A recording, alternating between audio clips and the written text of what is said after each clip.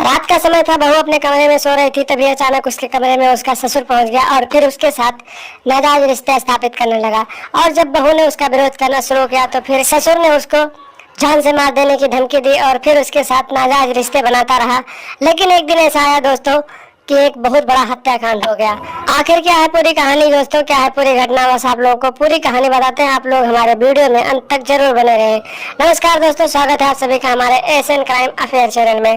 दोस्तों Asian crime affair channel को आप सभी लोग सब्सक्राइब कीजिए, वीडियो को लाइक कीजिए और वीडियो को ढेर सारा शेयर भी कीजिए। दोस्तों सोनम अपने कमरे में सो रही थी, रात के करीब 11 बज रहे थे, तभी अचानक उसका ससुर जो होता है मेवालाल उसके कमरे में पहुंच जाता है और फिर अपने बहू के साथ उल्टी सीधी हरकतें करने लगता है।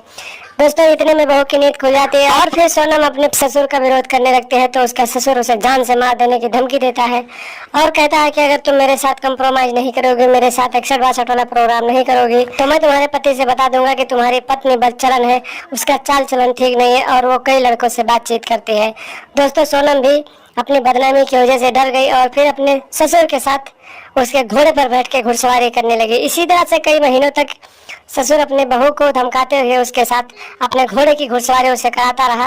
लेकिन एक दिन की बात है दोस्तों, सोनम अपने ससुर के इन हरकतों से काफी बाज आ चुकी थी, तो एक दिन उसने अपने ससुर को ही जान से मार डालने का प्लान बना डाला। दोस्तों रात के करीब 12 बज रहे थे जब ससुर मेवालाल अपने बहू के कमरे में पहुंचा तो वहाँ पर बहू ने पहले से ही एक धारदार हथियार अपने बेड के नीचे छुपा रखा था और जैसे ही उसका ससुर उसके पास पहुंचा और उसके साथ 61-62 वाला प्रोग्राम चालू करने की कोशिश की, तभी बहू ने वो धारदार हथियार निकाला और फिर अपने ससुर के गर्दन पर वार कर दिया।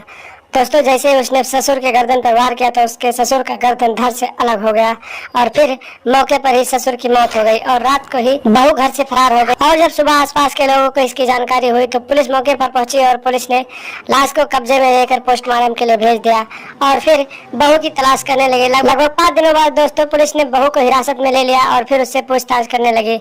जब पुलिस ने बहू से सख्ती से पूछताछ की तो बहू ने सारी कहानी सच्चाई पुलिस वालों को बताया और फिर बताया कि मेरा जो ससुर था मेरे साथ मुझे डरा धमका कर जबरदस्ती मेरे साथ नाजायज रिश्ते बनाता था और मैं उसके इस रवैये से तंग आ गई थी, इसलिए मैंने ससुर को जान से मार डाला। दोस्तों पुलिस बहू का बयान लेती है और फिर ससुर की हत्या के रूप में बहू को आगे की कार्रवाई के लिए हथकड़ी लगाकर जेल में डाल देती है।